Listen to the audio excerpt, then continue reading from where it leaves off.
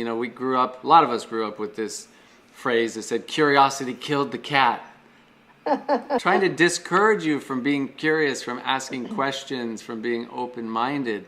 You know, those little phrases that kind of stick with you, money doesn't grow on trees, curiosity killed the cat, those little things, they actually lodge into your subconscious and drive you away from living your greatest possible life.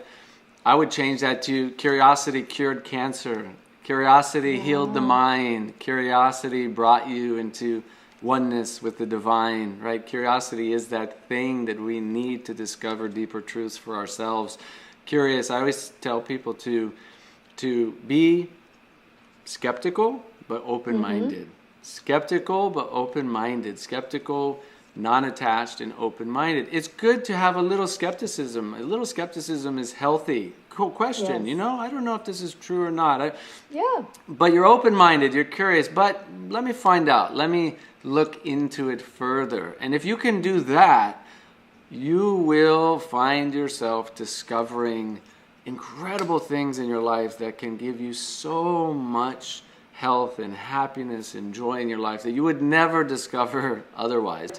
Because we take on these, what happens is we take on these beliefs when we're younger, beliefs from our peers, our families, our pastors, our preachers, our community. And then when we're older, we have these beliefs and we don't even know where they came from. I was talking to somebody who works for me the other day, and I said, okay, so you believe this thing. Where did you learn? Where does it say that in the Bible? Oh, well, yeah, it says it. Where? Well, I don't know. I just know it says. It doesn't say it. There's nowhere in the Bible that says that thing. And I can show you, you can research, there's nowhere. So where did you get that belief? Oh, I don't know. So you start thinking, I got it from my parents, I got it from my church, I got it from... You take on these beliefs and you don't even know where you got them, and they're not even true beliefs. And we have these, not just in spiritual religious context, we have them in so many ways in our lives. Like we said, curiosity killed the cat. We take on these beliefs that limit us in our lives, and then they lead to stress, anxiety, fear. They cause you to live a life that is limited, that you... When I was going through these massive transformations in my life really early on, you know, I went through a cycle of different beliefs. One of the beliefs, and this is very common for people who start going down a spiritual path, is, oh, money's bad.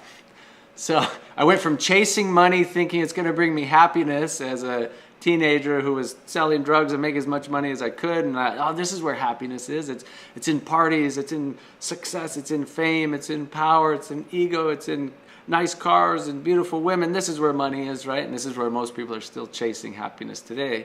I see people are chasing happiness in all the wrong places. They think it's in cars and fame and money and success and time freedom and financial freedom and in a nice house, in a family, in leaving a legacy, in having purpose in life.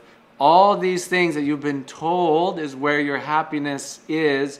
When you achieve any of those things, what happens? You're happy for what?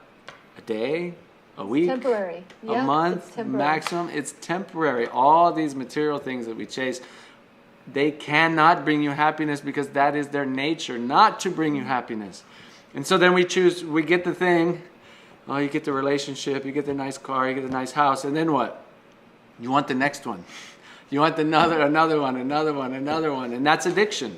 That's all addiction is. When someone has an addiction to drama, someone has an addiction to cigarettes, someone has an addiction to ice cream or sugar, addiction doesn't matter. It's all the same. Addiction is addiction is addiction. Addiction is that you are chasing happiness in something that cannot give you happiness. And so you get a little bit of pleasure, and you feel good. The drama actually increases, like when people are chasing, you know, a dramatic experience, constantly like getting in arguments and watching, you know, very dramatic types of movies or listening to the news, right? All these things that it revs up your nervous system, it releases adrenaline, releases cortisol, it gives you a heightened sense of experience. You feel good for a moment, right? And you chase that, but your senses... Our senses that seek pleasure can only handle so much pleasure before then they can take no more. So you can have a couple scoops of ice cream and the senses of your tongue, your taste buds, it tastes very good.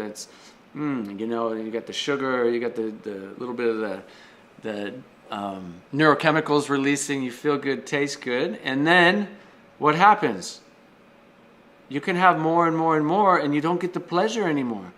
But because you're not aware of that, you're unconscious of it, you keep eating more and more and more, and then it leads to obesity because you're seeking more and more pleasure, but the ability of the senses to experience pleasure is limited. My spiritual teacher, Gurudev, Sri Sri Ravi Shankar, he says that you're trying to cash a check that's going to bounce. Like, you can't cash that check because there's no backing of that check. You want more pleasure, more pleasure, more pleasure. And your senses and your sense organs are not designed to have infinite pleasure. We have to transcend that. The moment you can let go of those things and just repose into the self, rest into yourself, and that's what meditation is, then you start to become free of that. And it's a process, and it takes time, and it's a lot, and it's practice. But the more you do that, the more freedom and joy and true liberation you have. And so that's been, to shorten that, that's been the journey of the last 20 years.